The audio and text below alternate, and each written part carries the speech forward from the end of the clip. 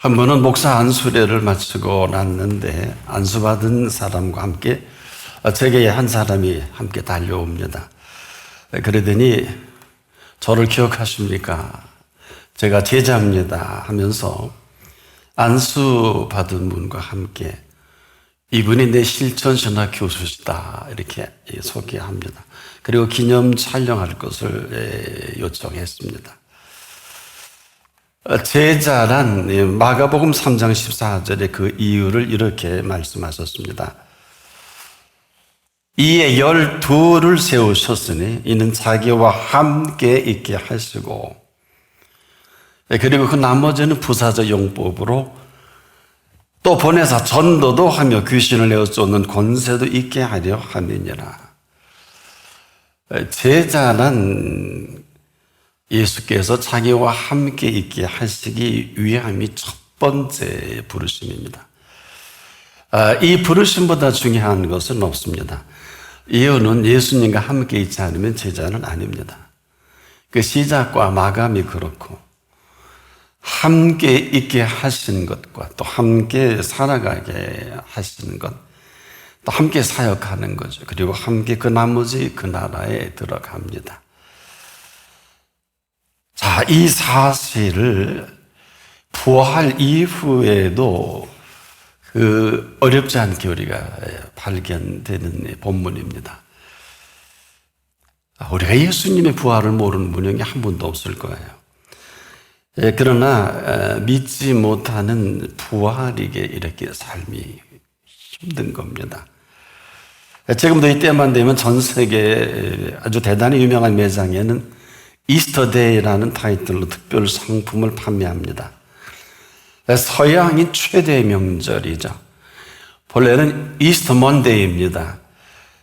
즉, 이 부활절 다음 이 월요일을 대체 공휴일로 지정한 것이죠.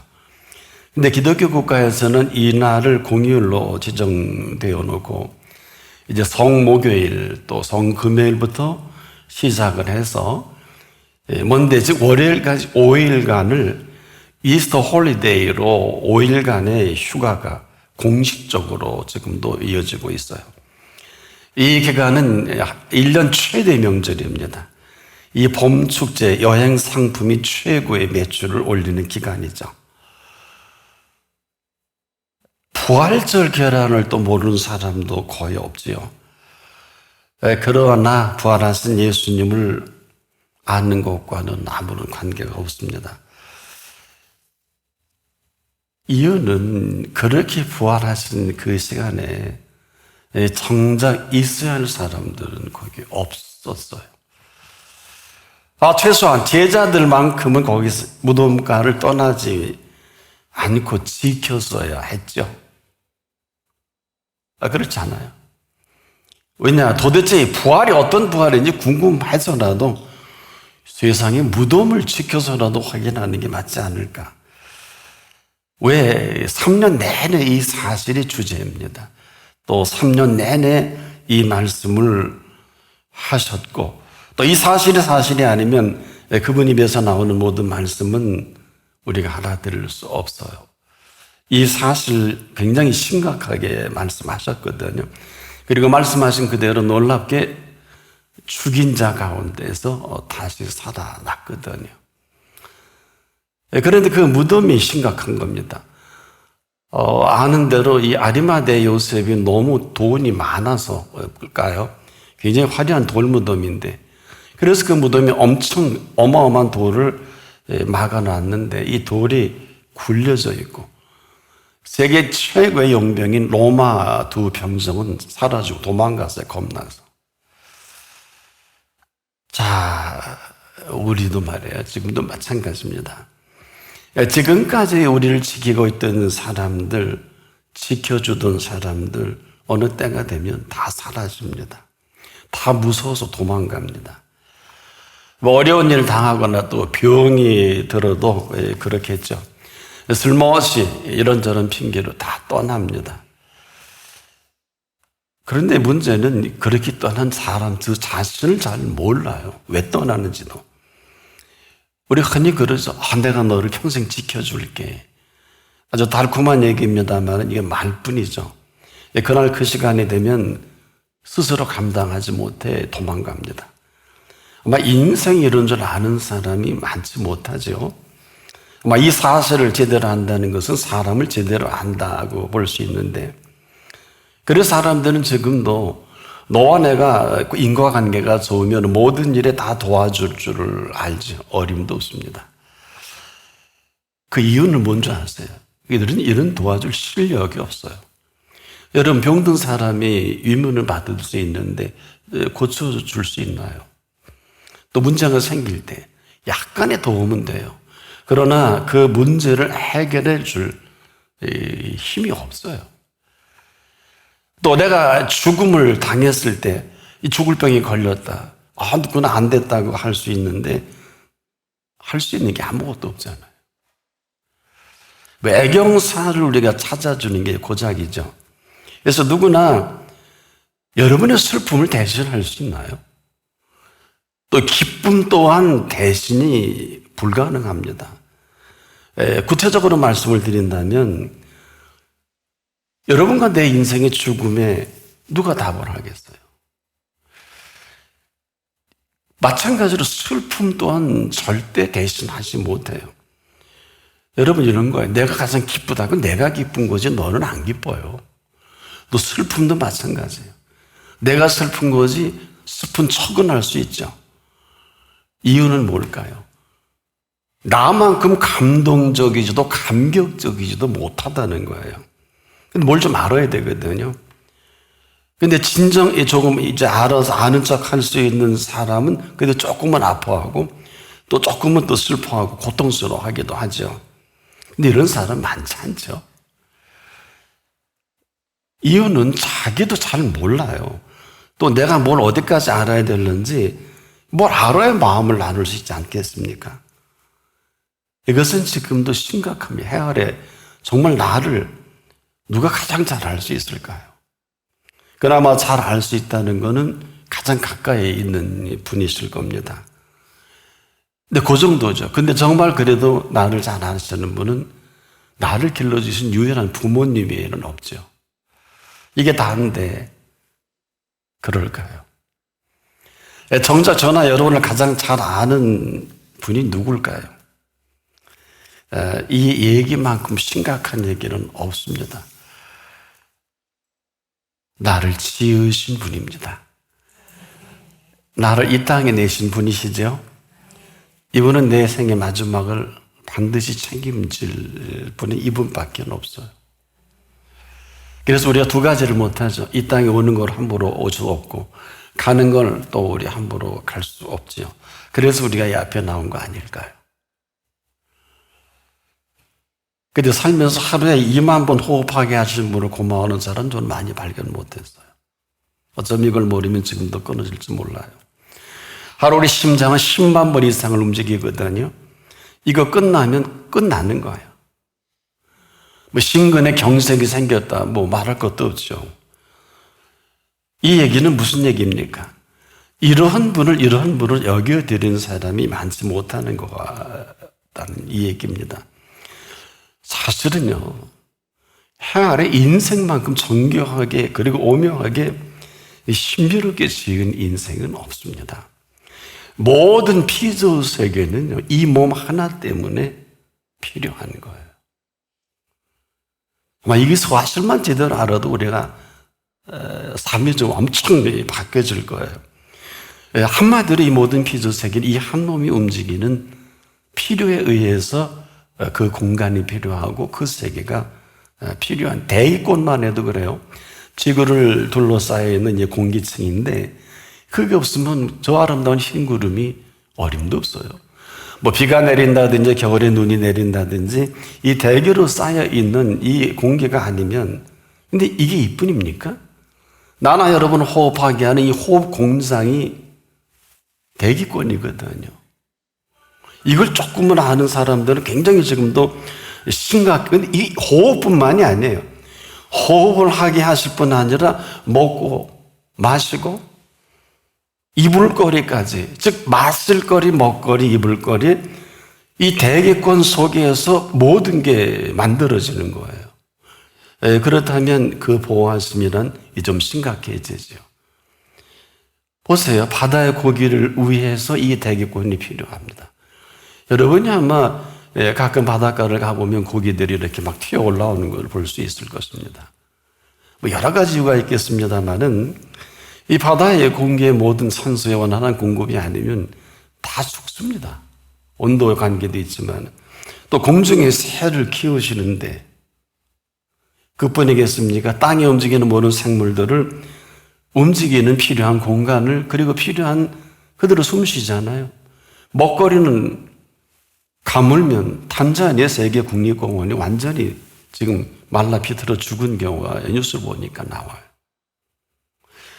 이런 것들은 지금 대기권 안에서 이루어지고 이 생물들을 키우시고 먹이시는 그걸 어떻게 생각하세요? 좀 물어보고 싶어요. 오늘 어떤 토크 어바웃이 되면은 어디까지 알고 있습니까? 어디까지 인정합니까? 이 공간과 이 세계라는 것은 이 정도가 아니에요. 왜 생육하고 번성하라고 그랬을까요? 왜 땅에 충만하다고 그랬을까요? 왜 이 모든 세계를 땅에 움직이는 것까지 공중에서의 바다에 왜 다스리라고 하셨을까요? 여기 비밀이 있지 않겠습니까? 뭘까요?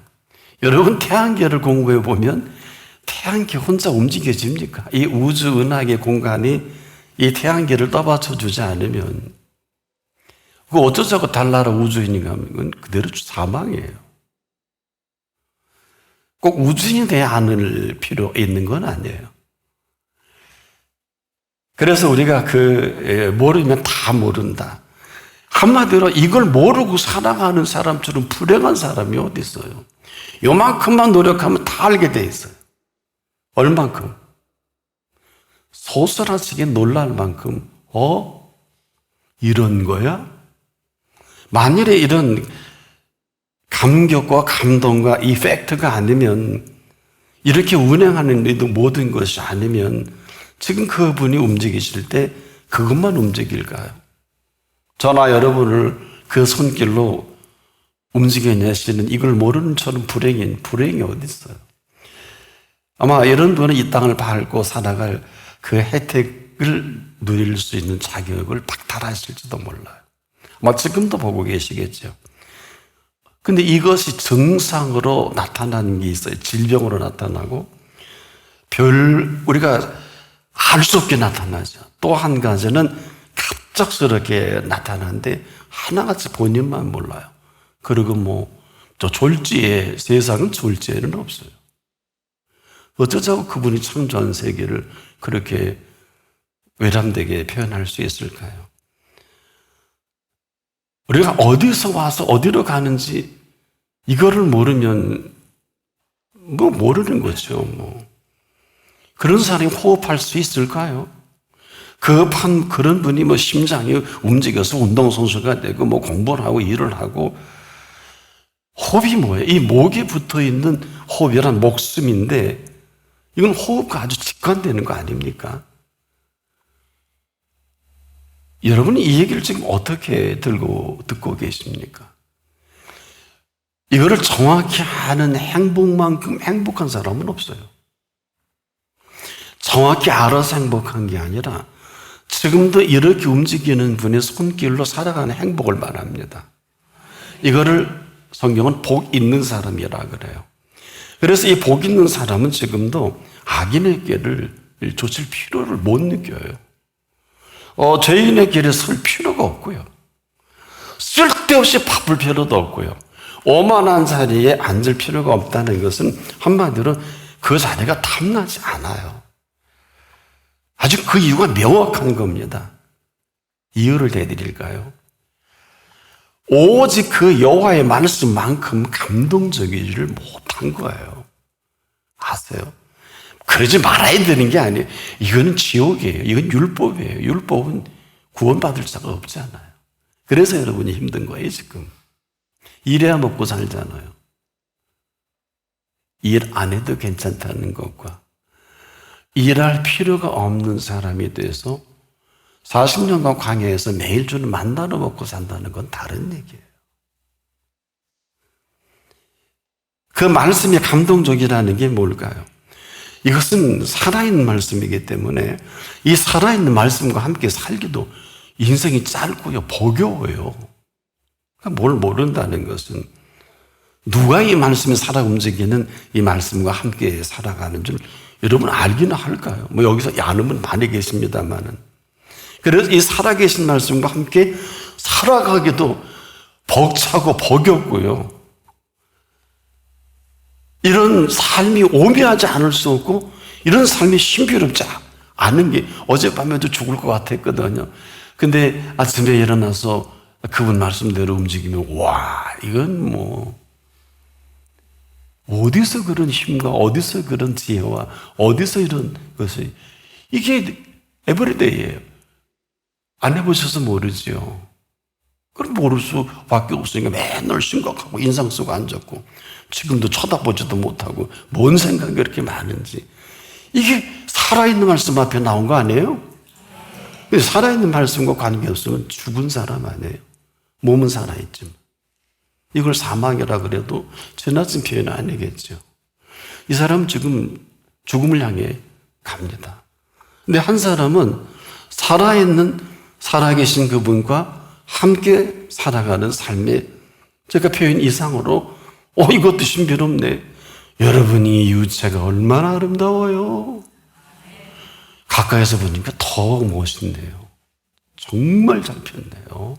저는 유체를 좋아서 1년에 한 번 시간 되면 이탈리아에 유채 밭에 뭐 요즘 못 갑니다만은 뭐 한 번 정도 가볼 수 있잖아요. 정말 하나님 아름답습니다. 뭐 여기서 기름이 나오든 뭐가 나오든 그건 뭐 관계할 것이 없고요. 그럼 자기들이 해먹는 거니까. 쌀 깎아 밥해 먹든 죽 끓여 먹든 그 본인 마음 아니에요. 누가 이 말씀에 살아 움직이는 오묘한가 신비를 알고 살아가겠습니까? 그런데 이 말씀을 통해 일하시는 그것을 보고 맛보고 하는 게요. 이게 삶이 오묘하고 신비롭다는 얘기지, 뭐 신비주의자가 돼서 이런 거예요. 내가 생각하고 내가 계획한 모든 것보다 더 좋은 것을 항상 맛보게 하고, 보게 하고, 듣게 하는 거예요. 예. 그러니, 다른 데 신경을 쓰고, 다른 데 칠락팔락 하려고 그래도 관심 쏟을 시간이 없어요. 뭐 누가 나를 흉을 보든, 누가 날 별소리를 다 하든. 간단하잖아요. 네가 아무리 뭔 소리 해도, 야, 그분만 하겠냐? 왜? 지혜나 능력이나. 내 어젯밤에 죽을 뻔했는데, 너 나 연구실도 못 가고 가는 사람 많아요. 근데 그 밤을 지새고. 그래서 우리나라 인사가 얼마나 과학적인 줄 아세요? 안녕하십니까가 뭔 소리인 줄 아세요? 밤새 무탈하십니까? 라는 분 아닌데 전 세계에 이렇게 무난한 날은 없어요. 그냥 굿모닝. 뭐가 좋아요? 어젯밤에 죽었는데. 안 그래요? 안모닝이에요. 그런 거 아니에요? 근데 우리는 하도 오랑캐가 물어가니까 밤새 안녕히 주무셨습니까? 그렇게 인사하는 거 아닐까요? 누구나 자기가 가장 좋은 것을 가진 사람은요, 더는 그 외의 것에 관심을 쏟을 시간이 없을 것입니다.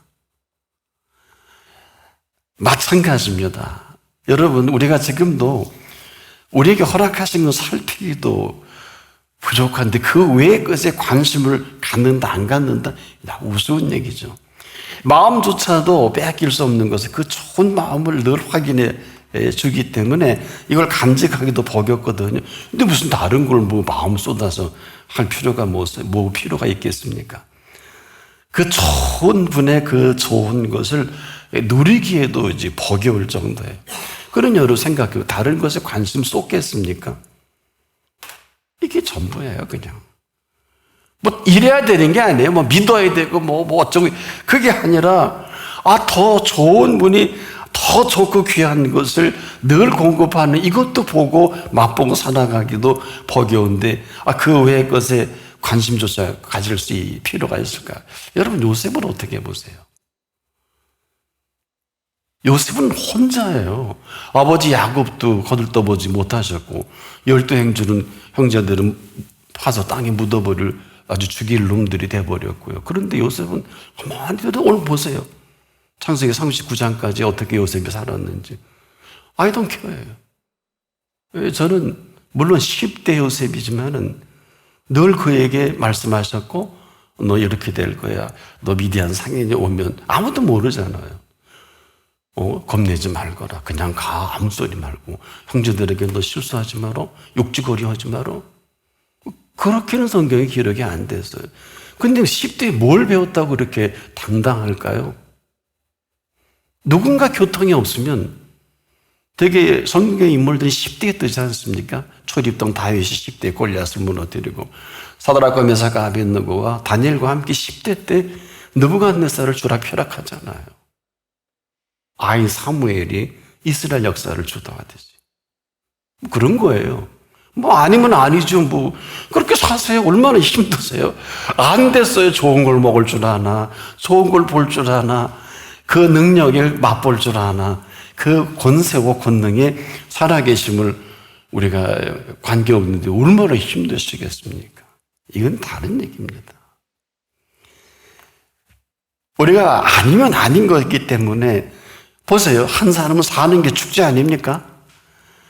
이 삶이 복 아니에요? 언제까지 아멘 하려나? 살 수 있게 하실 은총을 하루만 살아도 하루 종일 춤추고 다닐 거 아니에요? 이렇게 정리해 볼게요. 이스라엘이 430년 동안 그 종으로 살다가 출애굽해서 엑소더스에서 춤춰야 돼, 안 춰야 돼요? 근데 춤췄다는 기사는 없네요. 하루 종일 보름 동안 춤만 덩실덩실 어화둥둥 내 하나님 사랑이여 그러고 가도 가나안 땅은 준비된 땅 아닙니까?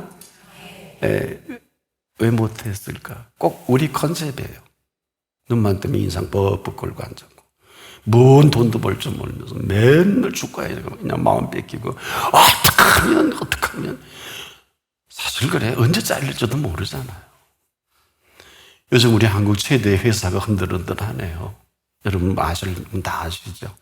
누가 그런 줄 알았어요? 최고는 없어요.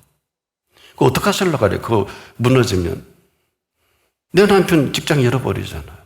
근데 뭐 IMF 때도 그랬고 2008년에 리먼 브라더스 파동 때도 그랬고 앞으로도 제가 보기에는 누가 이런 진단을 최고의 기업이 지금 뭐 바닥을 치네요.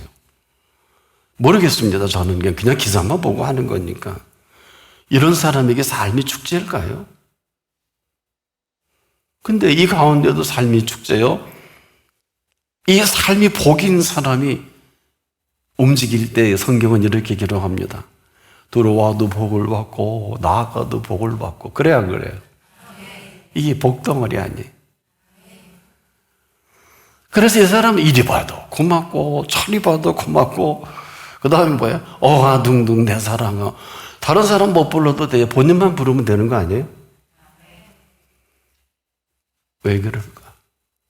내일이면 볼 수 없습니다. 며칠 전 어느 분께서 눈이 시리도록 아름다운 골짜기를 한번 소개해서 가봤는데 웬걸 그 다음날 비가 내리는 거예요. 언젠가 우리가 일을 수련회로 우리 한국에서 아마 당시 그 문화대 청장이 권유했던 한국 최대 벚꽃길이 있는데 여러분도 아실만은 아십니다. 그래서 아는 그 여행사 책임자께 언제나 벚꽃 피냐 그랬더니 어디로 가르쳐서 그냥 갔더니요. 웬걸 이 벚꽃이 다 떨어지고 그냥 도로에 그냥 꽃잎 잔치가 돼서 그분이 함께이지 않나 그래서 갔는데 아니 이건 뭐야 그랬더니 아닙니다 목사님 이틀 전에 만반했습니다. 믿어야 돼요 안 믿어야 돼요? 믿어야 돼요. 저는 그 사실을 인정합니다. 이런 거예요. 볼 때 보지 못하면 다 떨어집니다. 들어야 할 때 듣지 못하면 더는 들을 수는 없어요. 할 수 있을 때 우리가 하지 못하면 그냥 하지 못하는 것을 말합니다. 인생이라는 것은 지금 이후로 누구에게나 다 이례적이에요. 명심하십시오. 이걸 아는 사람이 얼마나 될까요? 내일은 없어요. 오늘 밤 돌아가실 텐데 뭘. 모든 일은 한 번 지나면 다시는 오지 않습니다. 오늘은 어제가 아니에요. 내일도 아닙니다. 오늘은 다시 올 수 없는 오늘입니다. 잊지 마십시오. 지금 핀 꽃은 다시 피지 않습니다. 새 꽃이 필 뿐입니다. 지금 이 시간도 마찬가지거든요. 다시는 오지 않아, 이 시간이. 뭐 심각해야 되는 게 아니에요. 다시는 이 시간 오지 않습니다. 이걸 절감한 한 사람을 소개합니다. 오늘 본문에 있는 막달라 마리아입니다. 이 여인 다시 못 볼 것 같아서 그 시신이라도 보고 싶은 마음뿐입니다. 그래서 이 생명을 담보로 제자들을 왜 문고로 잠갔을까요? 그들 똑같이 십자가에 죽여버릴까 봐. 다 숨은 거예요. 우리도 아마 거의 마찬가지일 거예요. 근데 이 여인 생명을 담보로 그 무덤을 찾습니다. 로마 병장에 당연히 지켰으리라 생각해. 웬걸? 큰 돌은 걸려져 있고 로마 병정은 도망가 버린 거 아닐까요? 그러니 들여다볼 수밖에 없겠죠. 근데요, 가기 전까지 죽일 줄도 모르고 죽을 줄도 몰라요. 그렇지 않습니까? 이걸 생명을 담보로 하지 않으면 어떻게 거기를 가요? 아무나 못 가요. 이런 위험부담을 안고 이 여인 그 무덤을 갔는데 웬걸요? 이 사실을 또 너무 신나 제자들에게 알려줬는데 베드로와 또 제자가 보고 나서 그들은 얼른 가버려요. 도망간 거 아니에요. 근데 이 여자 못 떠나요. 그리고 울며 내 주의 시신을 찾는 것입니다. 또 들여다보니까 세마포가 개에 있고 또 한쪽에 머리 싼 수건이 있는 거예요. 이 여인 미쳤지. 얼마나 무덤이 대단한지. 이 여인이 거기 들어가서 고걸 합니다. 그런데 놀라운 사실은요, 두 천사가 나타나요. 이렇게 물어요. 여자여, 어찌해서 우느냐? 요한복음 20장 13절입니다. 근데 그 다음에 이걸 예수님이 보낸 천사입니다. 그 다음에 뒤에 서서 그 여인이 뒤에 서서 울음을 안 그치니까 여자여, 어찌하여 울며 누구를 찾느냐? 그대로 보고 싶어 그리워했던 그 시신이라도 보고 싶어서 울고 하는데 동산지기인 줄 알고 성경에 그렇게 되어 있죠. 내 주 시신 어디 있는지 좀 내놓으라고 그러려고 또 그러는데 마리아야. 와, 이건 늘 오너야 여러분에게 들려준 그분이에요. 놀란 거예요. 그런데 더 놀라운 사실은요, 진이 부활하셨으면 얼마나 일정이 바빠요. 아니, 당신이 무덤 안에 부활하셨으면 무덤을 나오셔야지요. 못 나오신 걸까? 안 나오신 걸까? 여러분 어디에 해당합니까? 못 나오신 걸까? 안 나오신 걸까?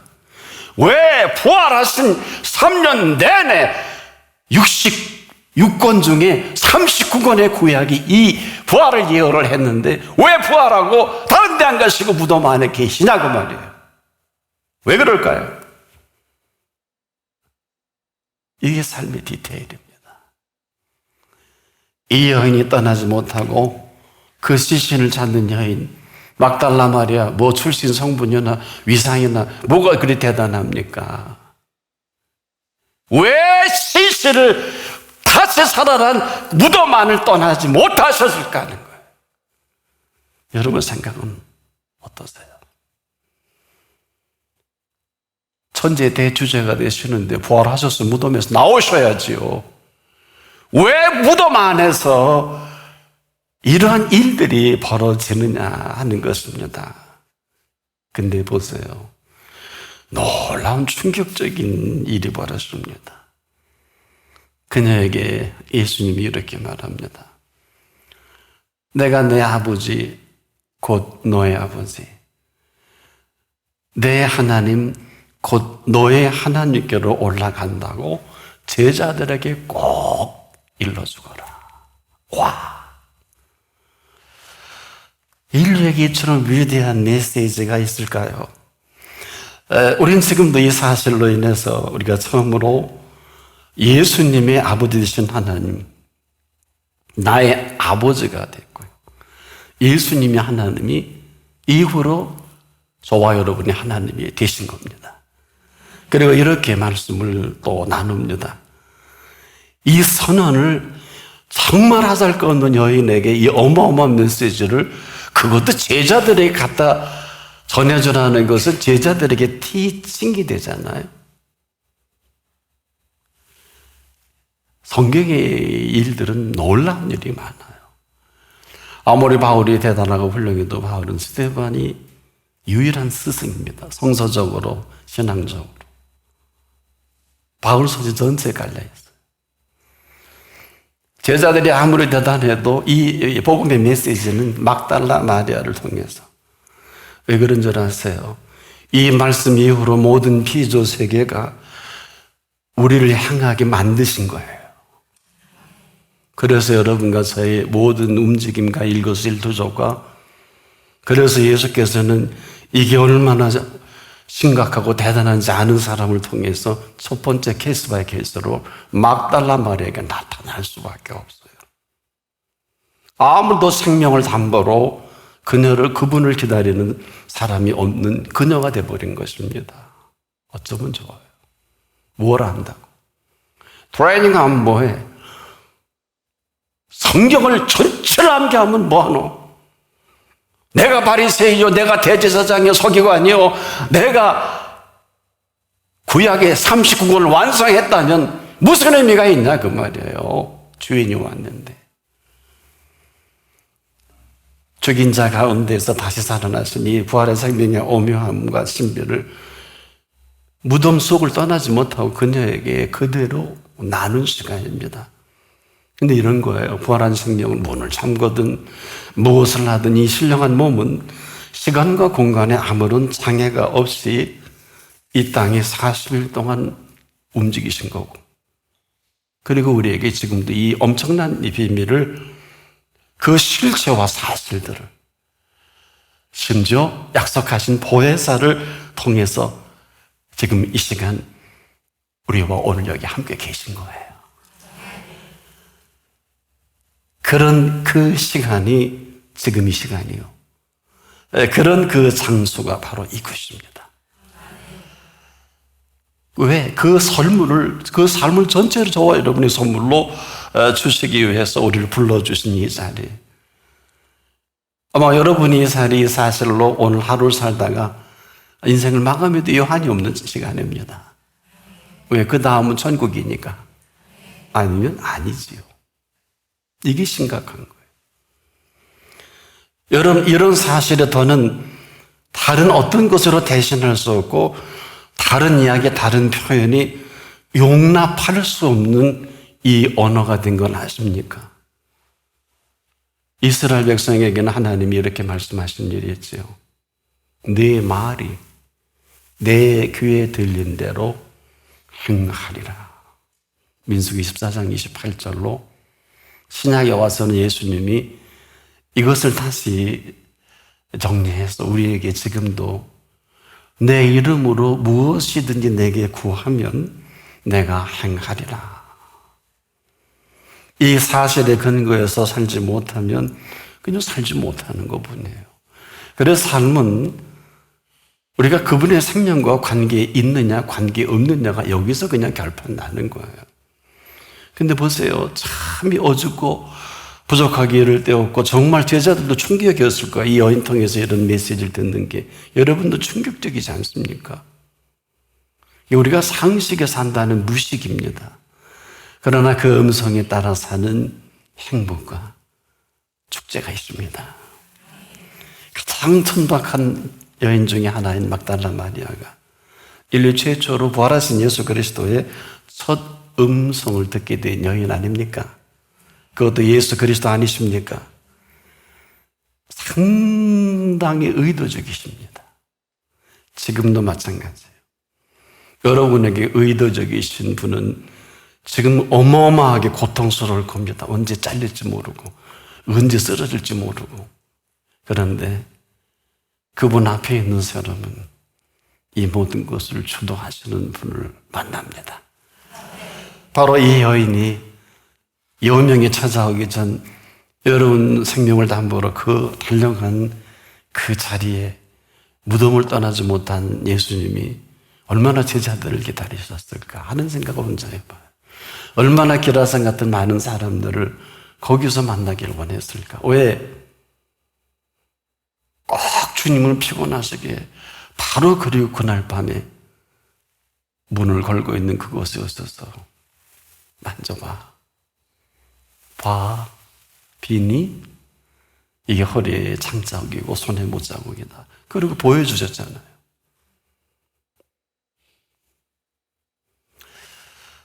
우리가 지금도 참 슬프고 속이 상하는 것은 아닌 것을 게임을 합니다.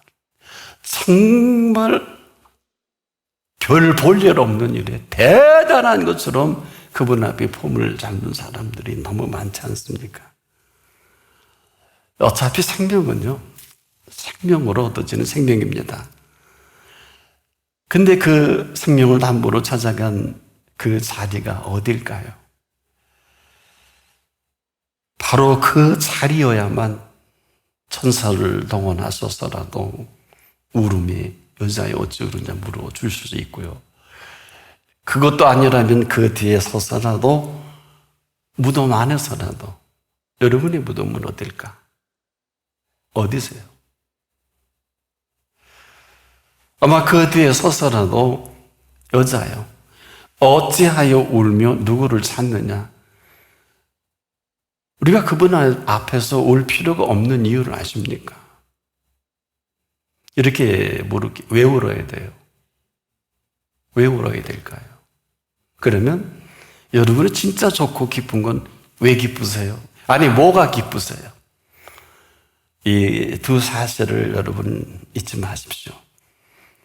이런 거예요. 무덤 안에 들려준 그 음성은 무덤 안에서 되어진 일이 아니라 거기서 있어질 수밖에 없는 그분의 디테일이에요. 인류에게 가장 위대한 메시지를 들려주실 수밖에 없는 무덤 안에서의 디테일은 이런 거예요. 예수님의 아버지가 대신 그 아버지가 거기서부터 우리의 아버지가 되고요. 예수님이 하나님께서 이제 그 이후로 우리의 하나님이신 그 뉴스타트입니다. 이 삶처럼 사는 그 가운데 약속만큼 살아가는 이 삶이 얼마나 여러분 풍요로울까요? 다 도둑맞은 인생이 도적이 온 것은 도둑질하고 죽이라고 뿐인데 우리가 지금 모르지요. 도둑도 뭐 파티하고 그러잖아요. 지금도. 내가 온 것은 양으로 생명을 얻게 하되 끝나지 않은 거예요. 더 풍성히 얻게 하려는 것이라. 그 약속을 통해 이 디테일이 아니면 어느 분도 그분의 그 디테일한 이 세계를 만나고 살아간다는 것은 허접스럽다. 어떻게 보면 상당히 기계가 예민하고 좋은 기계를 줘도 못 쓰는 것과 똑같겠죠. 여러분 가운데 가전제품 중에 아주 민감하고 예민한 기계가 있나요? 그거 함부로 다룰 수 없지요? 아마 다루면 고장이 날 것입니다. 마찬가지예요. 우리 그분의 이 디테일한 이 무덤 안에서 되어진 이 모든 일은 거기서 그 여인에게 경험한 그녀는 빨리가 제자들에게 이걸 전하라 할 때